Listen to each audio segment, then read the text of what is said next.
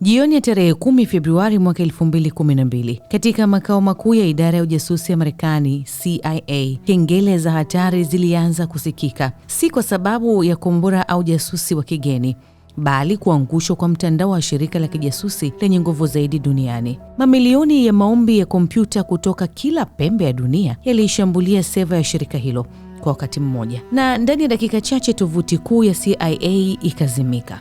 Ghafla ujumbe mfupi kwenye mtandao wa Twitter kutoka kwenye kikundi cha siri kilichojiita Anonymous, na ujumbe waashiria kuwa wameidhibiti CIA. Sasa turudi nyuma kidogo kuwafahamu ama kulifahamu kundi hili la Anonymous ambalo limeendelea kuwa maarufu duniani. Kikundi hiki cha wanaharakati wa mtandao cha Anonymous kimekuwa kielelezo kikubwa cha nguvu ya pamoja ya kidigitali katika karne ya 21. Kilianza mnamo mwaka 2003 kwenye tovuti ya majadiliano ya 4chan, ambapo wanachama walitumia jina Anonymous kama utambulisho wa pamoja, kikiwa hakina kiongozi, makao makuu wala muundo maalum wa utendaji kazi wao. Kundi hili linatumia barakoa maarufu ya Guy Fawkes, likijizolea umaarufu kwa kufanya mashambulizi makubwa ya kimtandao dhidi ya serikali, mashirika ya kimataifa na taasisi zenye nguvu kubwa duniani. Leo tutarudi nyuma kwenye historia ya mashambulizi ambayo kundi hili lilifanya, mbinu zao na jinsi walivyoweza kutikisa mifumo ya ulinzi ya kimataifa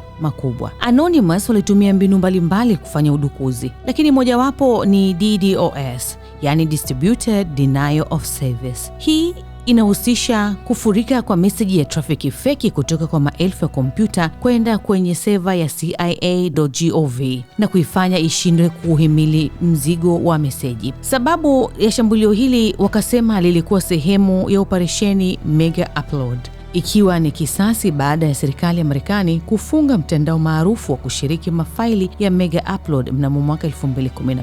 Historia inadai kwamba hawa Anonymous hawakuwahi kuiba faili hata moja la siri la CIA, kwani tovuti ya umma ya CIA imetengwa kabisa na mifumo yao ya ndani ya ujasusi. Lakini mashambulizi yao kwenye historia kabla ya hapo yalikuwa ni mengi. Mnamo mwaka 2010, Anonymous walizindua Operation Payload baada ya mtandao wa WikiLeaks kuvujisha siri za kidiplomasia za Marekani. Kampuni za Visa, Mastercard na PayPal ziligoma kupokea michango ya WikiLeaks. Anonymous wakaanza kushambulia kampuni hizi za mabilioni ya dola na kuziondoa mitandaoni kwa saa kadhaa, jambo lililosababisha hasara kubwa ya kibiashara ulimwenguni. Mwaka mmoja baadaye, mnamo mwaka 2011, wakageukia kampuni ya teknolojia ya Sony. Sony ilikuwa imemfungulia mashtaka ya kisheria kijana mdogo aliyeitwa George Hotz kwa kosa la kuweka uwezo wa kurekebisha mfumo wa PlayStation 3 jailbreak. Anonymous wakaona hii kama uonevu, wakashambulia mtandao wa PlayStation Network na kuufanya ufungwe kwa mwezi mzima.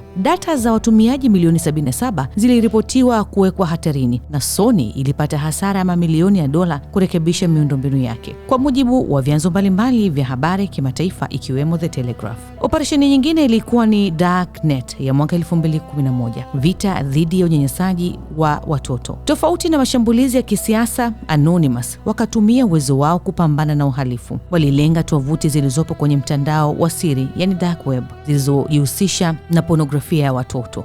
Wakadukua mtandao wa Freedom Hosting, wakafuta tovuti zaidi ya 40 haramu na kufichua hadharani majina na data za watumiaji zaidi ya 1500 waliokuwa wakitembelea tovuti hizo. Kuvujisha nyaraka za polisi wa Marekani pia walifanya hivi mwaka 2020, wakati wa maandamano ya kifo cha mtu mweusi ambaye alikuwa anaitwa George Floyd. Walizidondosha tovuti za polisi wa Minneapolis kwa kuvujisha barua pepe na nyaraka za siri zilizofichua ukatili wa polisi. Operesheni nyingine ambayo ni really famous ni operesheni yao kubwa zaidi iliyotokea mapema mwaka 2022 kupitia Operation Russia. Hii ndio ikawa operesheni yao kubwa zaidi. Baada ya Urusi kuivamia Ukraine kijeshi, Anonymous wakatangaza rasmi vita dhidi ya serikali ya Urusi. Wakadukua tovuti ya serikali ikiwemo ya Kremlin, wakavuruga matangazo ya runinga za serikali ili kuonyesha picha halisi za vita raia wa Urusi walizokuwa wakifichwa. Walivujisha mamilioni ya barua pepe na nyaraka za siri za kijeshi za Urusi. Wakathibitisha kuwa vita vya sasa havipigwi tu kwa vifaru na mabomu, bali pia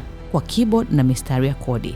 Vitabu vingi, filamu na vipindi vya televisheni vimeangazia shughuli halisi au kuziwazia namna shughuli wanazozifanya The Anonymous na vikundi vyake vilivyogawanyika. Na katika kilele cha umaarufu wa harakati katika mwaka 2012, gazeti la Time lilitangaza kuwa Anonymous ni moja kati ya watu 100 wenye ushawishi mkubwa zaidi duniani. Uwepo wao hadi leo unathibitisha nguvu kubwa ya wanaharakati wa kidigitali. Wengine wanasemekana waliokuwa wadukuzi wameacha na wanafanya sasa hivi mambo ya cyber tracking, lakini wengine bado vijana wanaochipukia wanaendelea kuwa kwenye kikundi hicho. Mimi ni Regina Baltazari. Don't forget to leave your comment behind.